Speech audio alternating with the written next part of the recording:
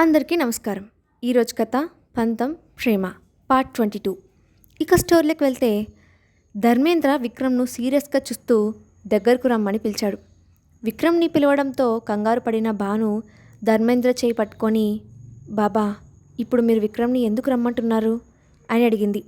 ధర్మేంద్ర ఏమీ మాట్లాడకుండా మాహిర్ వైపు చూశాడు. మాహిర్ భాను చేయి పట్టుకొని అక్కడి నుండి తీసుకొని వెళ్ళిపోయాడు. దగ్గరకు వచ్చిన విక్రమ్తో, కమ్ విత్ మీ అని అన్నాడు ధర్మేంద్ర. ధర్మేంద్ర దగ్గర ఉన్న విక్రమ్ను చూస్తూ మాహిర్తో పాటు వెళ్ళింది భాను. విక్రమ్ను తనతో పాటు లైబ్రరీ రూమ్లోకి తీసుకొని వెళ్ళిన ధర్మేంద్ర రూమ్ డోర్ని లాక్ చేసి వచ్చి సోఫాలో కూర్చున్నాడు. తీక్షణమైన చూపుతో విక్రమ్ని స్కాన్ చేసినట్టుగా చూసిన ధర్మేంద్ర, భానుని నువ్వెందుకు పెళ్లి చేసుకున్నావు అని సూటిగా అడిగాడు. తను నా ప్రాణం కాబట్టి అని అన్నాడు విక్రమ్. తన గురించి నీకు పూర్తిగా తెలిసిన తర్వాత కూడా ఇంతే కాన్ఫిడెంట్గా తను నీ ప్రాణం అని చెప్పగలవా అని అన్నాడు ధర్మేంద్ర. చిన్నగా నవ్వుతూ అవును అన్నట్టుగా తన కళ్ళను ఆర్పిన విక్రమ్, తన గతం ఏదైనా సరే దానితో నాకు అవసరం లేదు అని అన్నాడు. టేబుల్ మీద ఉన్న టీని తీసుకొని సిప్ చేస్తూ, ఒకవేళ భాను తప్పు చేసినట్టుగా సాక్ష్యాధారాలు నీ ముందు వస్తే అప్పుడు కూడా ఇదే మాట చెప్పగలవా అని విక్రమ్ వైపు సూటిగా చూస్తూ అన్నాడు ధర్మేంద్ర. ఖచ్చితంగా, ఎందుకంటే భాను ఎప్పటికీ తప్పు చేయదు. తప్పు చేయడం అనేది తన స్వభావం కాదు అని చాలా నమ్మకంగా అన్నాడు విక్రమ్. విక్రమ్ సమాధానం ధర్మేంద్రకు సంతృప్తికరంగా అనిపించింది. కానీ ఆ భావం తన ముఖంలో కనిపించకుండా అంత నమ్మకంగా ఎలా చెప్తున్నావు అని అడిగిన ధర్మేంద్రతో, ఎందుకంటే భాను గురించి మీకన్నా నాకే ఎక్కువ తెలుసు కాబట్టి అని అన్నాడు విక్రమ్.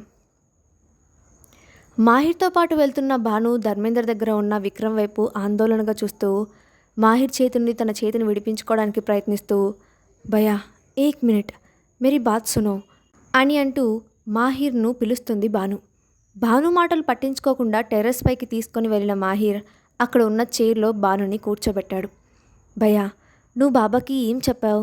బాబా అంత కోపంగా ఉండటం నేనెప్పుడు చూడలేదు అని అంది భాను. ఆ విక్రమ్ నిన్ను బలవంతంగా పెళ్లి చేసుకున్న విషయం నేను బాబాకి చెప్పేశాను అని అన్నాడు మాహిర్. మాహిర్ చెప్పిన విషయం విన్న భాను షాక్ అయింది. లైబ్రరీ రూమ్లో, ఏం తెలుసు నీకు భాను గురించి అని అన్న ధర్మేంద్రతో, టైం వచ్చినప్పుడు ముందుగా మీకే చెప్తాను అని అన్నాడు విక్రమ్. సరే, కానీ భాను గురించి నీకు చెప్పడం నా బాధ్యత అంటూ పక్కనే ఉన్న సెల్ఫ్లో నుండి ఒక ఫైల్ను తీసి విక్రమ్ ముందు పెట్టాడు ధర్మేంద్ర. ఆ ఫైల్ను చూసిన విక్రమ్, ఏంటిది అన్నట్టుగా ధర్మేంద్ర వైపు చూశాడు. ఈ ఫైల్ను చదివిన తర్వాత ఇప్పటికిప్పుడు నువ్వు నీ నిర్ణయాన్ని మార్చుకున్నా నాకు ఇబ్బంది లేదు అని చెప్పిన ధర్మేంద్ర ఒక్క క్షణం పాజ్ ఇచ్చి, కానీ ముందు ముందు తనని ఇష్టపడిన తర్వాత నువ్వు తనను దూరం పెడితే తను తట్టుకోలేదు, అందుకే it's better to know everything now and decide అంటూ ఆ ఫైల్ని తీసి విక్రమ్ చేతికి ఇచ్చిన ధర్మేంద్ర విక్రమ్ వైపు సూటిగా చూస్తూ, తర్వాత నీ వల్ల నా బిడ్డ బాధపడింది అని తెలిస్తే మాత్రం నువ్వు ఎంత పెద్ద బిజినెస్ మ్యాన్వి అయినా సరే, నీకు ఎన్ని కాంట్రాక్ట్స్ ఉన్నా సరే అవేవి నా ముందు పనిచేయవు. నువ్వు నీతో పాటు నీ కుటుంబం కూడా తీవ్ర పరిణామాలు ఎదుర్కోవాల్సి వస్తుంది అని కాస్త కటువుగా చెప్పాడు ధర్మేంద్ర. టెర్రస్పై మాహిర్ చెప్పింది విన్న భాను, బాయ్, ఆ విషయం నీకెలా తెలుసు అని అంటే, నువ్వు నాకు ఇచ్చిన మాటను తప్పావా అని అంది. ఒక్క నిమిషం సైలెంట్గా ఉండి మాహిర్ లేదు అని అన్నాడు. మరి ఈ విషయం నీకెలా తెలుసు అని అడిగింది భాను. అది తర్వాత చెప్తాను, ముందు నేను అడిగిన దానికి సమాధానం చెప్పు అని అన్నాడు మాహిర్. అది భయ్యా, ఆ రోజు అంటూ రిజిస్టర్ ఆఫీస్లో జరిగింది చెప్పడం మొదలుపెట్టింది భాను. రిజిస్టర్ ఆఫీస్లో ఆ రోజు విక్రమ్ భానుని రిజిస్టర్ ఆఫీస్కి తీసుకువెళ్ళి సడన్గా పెళ్ళి అనడంతో షాక్ అయిన భాను విక్రమ్కు నచ్చజెప్పడానికి ప్రయత్నించింది. కానీ విక్రమ్ అదేది పట్టించుకోకుండా మొండిగా భానుని పెళ్లి చేసుకుంటాను అని అనడంతో భానుకు కూడా పెళ్లికి ఒప్పుకోవడం తప్ప మరో మార్గం లేకుండా పోయింది. అదే సమయంలో అపార్ట్మెంట్ మేనేజ్మెంట్ నుండి నాకు 2 వీడియోలు వచ్చాయి. వాటిలో ఒక దాని తర్వాత ఒకటి 2 గ్రూపులు నా ఫ్లాట్కి వచ్చాయి. వాటిలో ఒకటి నా కాలేజ్ సీనియర్ పంపించిన గ్రూప్ అని తేలిపోయింది. ఇక రెండవది వాళ్ళే పంపించి ఉంటారని అనిపించింది అని అంది భాను. వాళ్ళ అని అన్న మాహిర్ వైపు చూస్తూ, అవును అన్నట్టుగా తల ఊపి అంతకుముందు తనకు కేశవ్ నుండి వచ్చిన ఫోన్ కాల్ గురించి చెప్పింది భాను. కేశవ్ భానుమతికి వరుసకు పెదనాన్న అవుతాడు. ఆ బంధాన్ని అడ్డుపెట్టుకొని భాను జీవితాన్ని అతని స్వార్థానికి బలి చేయడానికి ప్రయత్నించాడు కేశవ్. దానితో భాను విక్రమ్ని చూస్తూ, సరే నేను మిమ్మల్ని పెళ్లి చేసుకుంటాను, కానీ నాదొక కండిషన్ అని అంది. ఏంటి అని అడిగిన విక్రమ్ వైపు సూటిగా చూస్తూ, నాకు ఈ ప్రేమ పెళ్ళి లాంటి వాటిపై ఎటువంటి నమ్మకం లేదు. నేను వద్దు అంటున్నా ఇప్పుడు మనిద్దరి పెళ్ళి జరిగి తీరాలి అంటున్నారు. ఇది పూర్తిగా మీ నిర్ణయం మాత్రమే. నేను మీకు సంవత్సరం గడువు ఇస్తున్నాను. ఈ 1 ఇయర్లో మీరు నా మనసు మార్చి మీకు దగ్గర చేసుకోలేకపోతే నన్ను ఎలాంటి ఇబ్బంది పెట్టకుండా నాకు డివోర్స్ ఇచ్చేయాలి అని అంది భాను. ఒక్క నిమిషం ఆలోచించుకున్న విక్రమ్, ఓకే నేను ఒప్పుకుంటున్నాను, కానీ నువ్వు నాకు కావాలని దూరంగా ఉండటానికి ప్రయత్నించకూడదు. అదే జరిగితే మన డివోర్స్ విషయం నువ్వు ఆ క్షణంతో మర్చిపోవాలి అని అన్నాడు విక్రమ్. అలాగే నేను నా ప్రేమలో పడేసుకోవడానికి నా ప్రయత్నాలు నేను చేసుకుంటాను, వాటికి నువ్వు అడ్డు చెప్పకూడదు అని అన్నాడు విక్రమ్. నువ్వు నీ హద్దు మీరినంత వరకు నేను నిన్ను అడ్డుకోను అని అంది భాను. సో ఇక వెళ్దామా అని అన్న విక్రమ్తో, వెళ్దాం, కానీ ముందు ఈ కండిషన్స్కి చట్టబద్ధత కల్పించిన తర్వాత మనం చట్టబద్ధంగా భార్యాభర్తలు అవుదాం అని అంది భాను. ఇది జరిగింది అని అన్న భాను, ఇప్పుడు నువ్వు చెప్పు, నీకు ఈ విషయాలన్నీ ఎలా తెలిసాయి అని అడిగింది భాను. భాను ముందు మోకాళ్ళపై కూర్చున్న మాహిర్ భాను చేతిని తన చేతిలోకి తీసుకొని మృదువుగా నిమురుతూ, ఈ ఇంటి బిడ్డగా యువరాణిలా ఉండమంటే కుదరదు అని అన్నావు. నువ్వు ఇండిపెండెంట్గా ఉంటాను అన్నావు, అందుకు నేను కాదనలేదు. నీకు సంబంధించిన విషయాలు నువ్వే సాల్వ్ చేసుకుంటాను అన్నావు, దానికి ఒప్పుకున్నా. బాబా పేరు కానీ నా పేరు కానీ ఎక్కడ చెప్పకుండా ఒంటరిగా ఉంటున్నావు. నువ్వు ఇంత కష్టపడుతుంటే మేమిక్కడ ఏమీ తెలియనట్టు పట్టించుకోనట్టుగా ఉండలేంగా. అందుకే కేవలం నీ ప్రొటెక్షన్ కోసం మాత్రమే కొంతమందిని నీ కోసం అసైన్ చేశాను. వాళ్ళు కేవలం నిన్ను దూరం నుండి చూస్తూ మానిటర్ చేస్తుంటారు అంతే. ఇది కేవలం మా సంతృప్తి కోసం మాత్రమే. నువ్వు బాగానే ఉన్నావు అని మాకు తెలియడం కోసమే. ఇందులో మాట తప్పడం అనేది ఏమీ లేదు అని అన్నాడు మాహిర్.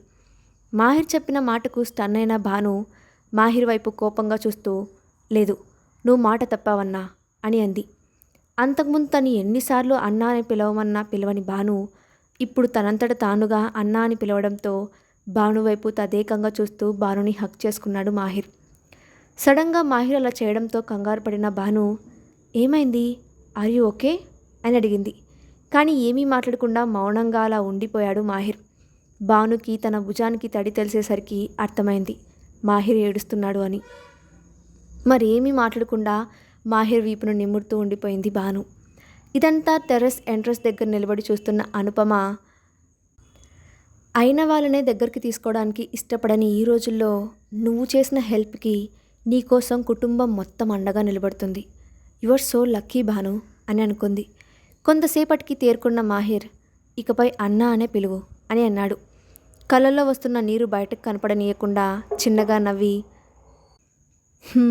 సరే అని మాహిర్ను హక్ చేసుకుంది భాను. లైబ్రరీలో చేతికిచ్చిన ఫైల్ను కనీసం ఓపెన్ కూడా చేయకుండా టేబుల్పై పెట్టేసి, నా భార్య నా వల్ల బాధపడడం అనేది ఎప్పటికీ జరగదని నేను మీకు మాటిస్తున్నాను అని అన్నాడు విక్రమ్. విక్రమ్ మాట చెప్పగానే వెనక్కి తిరిగిన ధర్మేంద్ర విక్రమ్ దగ్గరికి వచ్చి, ఇప్పుడు నువ్వు చెప్పిన ఈ మాట గుర్తుపెట్టుకో అన్నాడు. అయితే ఈ ఫైల్తో నీకు అవసరం లేదంటావా అని మళ్ళీ అడిగాడు ధర్మేంద్ర. విక్రమ్ స్ట్రైట్గా నిలబడి ధర్మేంద్ర వైపు సూటిగా చూస్తూ, నో అని అన్నాడు. సరే అయితే ఒకసారి నువ్వు ఆ ఫైల్ను ఓపెన్ చేసి చూడు అని అన్నాడు ధర్మేంద్ర. నో నీడ్ అన్న విక్రమ్ వైపు నవ్వుతూ చూస్తూ ఫైల్ వైపు చూడమన్నట్టుగా సైగ చేశాడు ధర్మేంద్ర. మాహిర్ భానుని బలవంతంగా తీసుకురావడం చూసిన అనుపమ వారి వెనకే టెర్రస్ పైకి వచ్చింది. భాను మాహిర్ల మధ్య ఉన్న బాండింగ్ని చూసి ఎమోషనల్ అవుతుంది అనుపమ.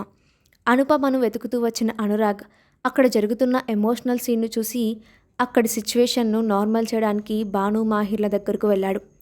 అనురాగ్ వెనకే అనుపమ కూడా భాను మాహిర్ల దగ్గరకు వచ్చింది. ఏడుస్తున్న భాను వైపు చూస్తూ ఎర్రగా మారిన భాను ముక్కును చూసి కామెంట్ చేశాడు అనురాగ్. భాను అనురాగ్ని కొట్టడానికి వెంట పడుతూ ఉండగా అనురాగ్ అనుపమ వెనకగా వెళ్ళడంతో అడ్డుగా వచ్చిన అనుపమకు చూసుకోకుండా తగిలింది భాను. భాను తగిలిన ఫోర్స్కు అనుపమ వెళ్ళి మాహిర్పై పడింది. అనుపమను పడిపోకుండా పట్టుకున్న మాహిర్ అనుపమ ముద్దు ముఖాన్ని రెప్పవేయకుండా చూస్తూ ఉన్నాడు. అనుపమ కూడా మాహిర్ను చూడగా అలా ఒకరి కళ్ళలోకి ఒకరు చూస్తూ ఉండిపోయారు వాళ్ళిద్దరూ. అది చూసిన భాను చిన్నగా నవ్వుతూ ముందుకు వెళ్ళబోయింది. లైబ్రరీ రూమ్లో ధర్మేంద్ర విక్రమ్ వైపు చూస్తూ ఆ ఫైల్ను ఓపెన్ చేసి చూడమన్నట్టుగా సైగ చేయడంతో, పదే పదే ఆ ఫైల్ను చూడమని చెప్పడంతో, ఈ ఫైల్లో ఏమన్నా నా నిర్ణయంలో ఎటువంటి మార్పు ఉండదు అని స్థిరంగా చెప్పి ఆ ఫైల్ను ఓపెన్ చేసి చూసిన విక్రమ్ నొసలు ముడివేసి ధర్మేంద్ర వైపు చూశాడు. విక్రమ్ ఎక్స్ప్రెషన్ చూసిన ధర్మేంద్ర నవ్వుతూ విక్రమ్ ముందుకు వచ్చి నిలబడ్డాడు. చేతిలో ఉన్న ఫైల్ను అక్కడే టేబుల్పై పడేసిన విక్రమ్, అంటే ఇంతసేపు మీరు నన్ను టెస్ట్ చేశారా అని అడిగాడు. ఎందుకంటే ఆ ఫైల్లో ఉన్న పేపర్స్ అన్నీ బ్లాంక్ పేపర్స్, వాటిలో ఏ విధమైన సమాచారం లేదు. విక్రమ్ అడిగిన ప్రశ్నకు సమాధానంగా లేదు అని చెప్పిన ధర్మేంద్ర మళ్ళీ మాట్లాడుతూ, నా బిడ్డ నీ మీద పెట్టుకున్న నమ్మకానికి నువ్వు ఎంతవరకు అర్హుడివి అని తెలుసుకోవాలి అనుకున్నాను అని అన్న ధర్మేంద్ర విక్రమ్ వైపు సూటిగా చూస్తూ, అలాగే నీకు నా బిడ్డపై ఉన్నది అని చెప్తున్న నమ్మకం, ప్రేమ ఎంతవరకు నిజం అనేది కూడా తెలుసుకోవాలి అని అనిపించింది. అందుకే ఇలా ఒక ఎంటీ ఫైల్ను నీ ముందు ఉంచి నీ లాయల్టీని చెక్ చేశాను. లాస్ట్ మూమెంట్ వరకు ఒక్కసారి అయినా నీ అంతటా నువ్వు ఆ ఫైల్ని ఓపెన్ చేసి చూస్తావేమో అని చూశాను. కానీ అని ఒక్క క్షణం పాస్ ఇచ్చిన ధర్మేంద్ర చిన్నగా నవ్వుతూ, నా బిడ్డ ఎంపిక సరైనదే అని నువ్వు నిరూపించావు అని అన్నాడు ధర్మేంద్ర. ఒకవేళ నేను ఆ ఫైల్ను ఓపెన్ చేసి ఉంటే అని అంటున్న విక్రమ్ మాట పూర్తవ్వకుండానే గంభీరమైన స్వరంతో మాట్లాడుతూ, నువ్వు కనీసం ఆ ఫైల్ను ఓపెన్ చేయాలి అని అనుకున్నా సరే, ఆ మరుక్షణంలో నీకు నా బిడ్డ జీవితంలో ఎటువంటి స్థానం లేకుండా చేసి ఉండేవాడిని అని అన్నాడు ధర్మేంద్ర. దూరం చేయడం అన్న మాట విన్న విక్రమ్ చిన్నగా నవ్వుతూ ధర్మేంద్ర దగ్గరకు వచ్చి, నా నుండి తనను వేరు చేయడం ఆ దేవుడి వల్ల కూడా కాదు అని చాలా గంభీరంగా చెప్పాడు విక్రమ్. నా భార్యకు ఇంతగా మీ ప్రేమను పంచినందుకు చాలా థ్యాంక్స్ అని ధర్మేంద్ర పాదాన్ని తాకి ఆశీర్వాదం తీసుకొని ఆ రూమ్ నుండి బయటకు వెళ్ళిపోయాడు విక్రమ్. విక్రమ్ వెళ్ళిన వైపు చూస్తున్న ధర్మేంద్ర ముఖంలో ఒక సంతృప్తికరమైన నవ్వు విరిసింది. బయటకు వచ్చిన విక్రమ్కు భాను అక్కడ కనిపించకపోవడంతో అంతకుముందు మాహిర్ భానుని తీసుకువెళ్ళిన వైపుగా వెళ్ళాడు. పైకి వెళ్ళిన విక్రమ్కు భాను అనురాగుల మాటలు వినిపించడంతో అక్కడికి వెళ్ళాడు. విక్రమ్ వెళ్ళి చూసేసరికి అనురాగ్ భానుని ఏడ్పిస్తూ అందకుండా పరిగెడుతున్నాడు. చీర కుచ్చులను చేతిలో పట్టుకొని అనురాగ్ను పట్టుకోవడానికి పరిగెడుతుంది భాను. నిండు చంద్రుని నుండి జాలువారుతున్న పండు వెన్నెలలో భాను అలా పరుగులు పెడుతుంటే భాను అడుగులకు లయబద్ధంగా నాట్యమాడుతున్నట్టుగా ఆ చీర కుచ్చుల్లో పోతున్న హొయలు చూసిన విక్రమ్కు గుండె ఒక్కసారిగా లయ తప్పినట్టయింది. కానీ మరో నిమిషంలో విక్రమ్ ముఖం జలసితో ఎర్రబడింది. నేరుగా వెళ్ళి భాను వెనుక నిలబడ్డాడు విక్రమ్. అనురాగ్ను పట్టుకొని కొట్టడంతో మునిగిపోయిన భాను తన వెనుక నిలబడి ఉన్న విక్రమ్ను గమనించలేదు.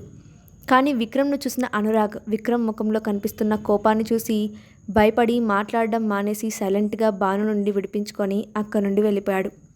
భాను నుండి విడిపించుకునే క్రమంలో అనురాగ్ భానుని వెనక్కు నెట్టడంతో భానుకి చీర కుచ్చులు అడ్డుపడి తూలి వెనక్కి పడబోయింది.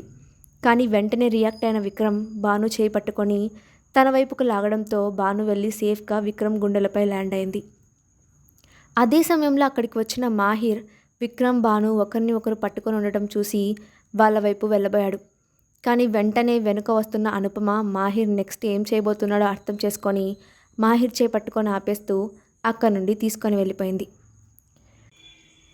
తన చేతిని విడిపించుకోవడానికి గింజుకుంటున్న మాహిర్ను సూటిగా చూస్తూ, అసలు మీ ప్రాబ్లం ఏంటి అని కాస్త తీవ్రమైన గొంతుతో అడిగింది అనుపమ.